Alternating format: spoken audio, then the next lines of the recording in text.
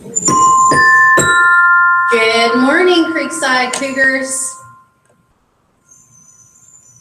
Well, today is Friday, and it is September 16th, 2016, and we are family here at Creekside. It is Friday, so a couple things. First thing is we get to give a big woohoo. Are you ready? Here we go. 1, 2, 3.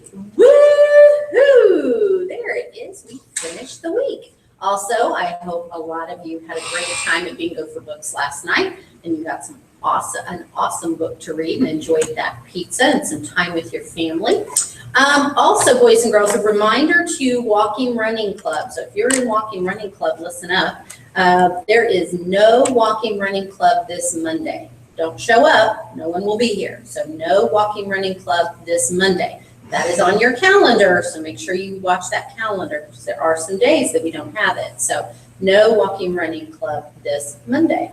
All right, boys and girls. Well, actually tomorrow is Constitution Day, and it is a celebration of the Constitution of the United States. And you'll notice I'm standing outside my library, and I have my Constitution display out here with a few books. And I'm going to tell you a little bit about it because a lot of you have probably heard about the Constitution, but you might not know too much about it. Well, you know what? There's a lot of grown-ups that don't know a lot about the Constitution.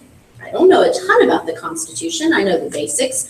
So I have some things written down that I want to share with you that might help you understand what the Constitution is and why it is so important. Well, first of all, the law is the set of rules that we live by. We all know that, just like rules. The Constitution is the highest law. It belongs to the United States, and it belongs to all Americans. The Constitution says how the government works. It creates the presidency, it creates the Congress, and it creates the Supreme Court. The Constitution lists some key rights. Well, rights are things that people have just because they're alive. And by listing these rights, they are special. They are made safe. And the Bill of Rights is part of the Constitution. And the Bill of Rights basically lists the rights of all people. The Constitution was written in 1787. That's right, it's over 200 years old, boys and girls. And we actually have old copies still here in the United States. And in 1787, a group of men met to write the Constitution. You can see that picture right here. It was called the Continental Congress. And they just didn't like the way the country was going. They fixed it by creating the Constitution. And we call these men the framers because they framed what our government is all about. Some of these framers are pretty famous. Maybe you've heard of them. George Washington, yeah. What about Ben Franklin? Yep, they were framers, very famous, very much an intricate part of setting up our government. They met in Independence Hall during a hot summer in Philadelphia. Boy, they had lots of arguments. Yep, they had lots of arguments, but in the end, they all agreed on the Constitution. They knew they had to agree because if they kept fighting, nothing was going to get solved. Constitution's not perfect. No, when it was written, they knew that it would have to be improved over the years, and the framers added ways to make those changes, and those are called amendments. Bill of Rights was actually added as a set of amendments, and the Constitution has changed 18 times since it was written. The amendments added things that the framers really didn't think of. So as our country grew and as technology and different things came into play and people's rights changed, it had to be changed. The Constitution sets up our government, and it's split into 3 parts. You have the Congress. Congress makes the laws, and we elect our congressmen.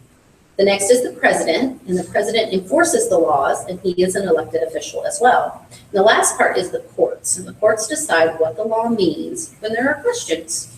All of the parts work together, just like the framers agreed on the Constitution. The parts have to agree on the law. No part has too much power. The power is shared, and this helps protect all the people. So hopefully now you understand the importance of the Constitution. Constitution Day is actually tomorrow. That's the official date, but we are observing it today. If you want to know more about the Constitution, I bet you might find a book in, I don't know, maybe the library. That's right. You can find books on the Constitution there. All right, boys and girls, let's talk about lunch. Today for lunch, let me find my lunch menu here.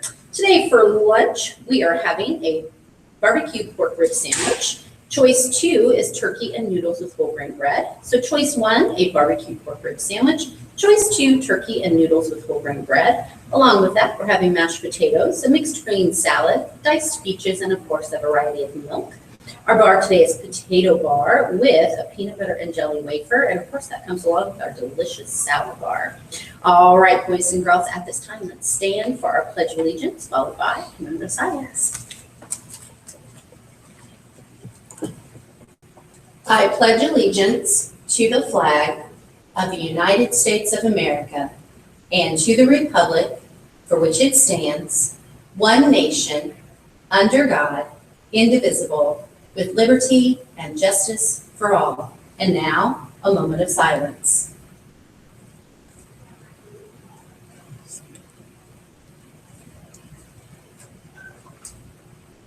Boys and girls, make today a great day, because remember, today is a great day to learn something new.